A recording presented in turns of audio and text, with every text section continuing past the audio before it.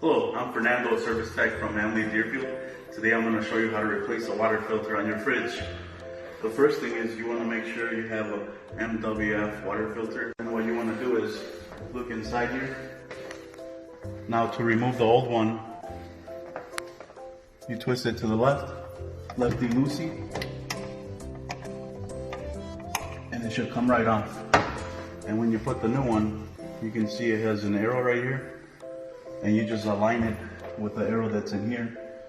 And when you put it in there, you press up lightly and twist to the right, which I'm about to do. So you'll feel it, and then you just twist to the right, and it's all done. And the next thing you want to do is sometimes this light will be on. You want to reset it if it's on. So you hold it for more than 3 seconds, and then you let go, and that red light will come off. And there it's done.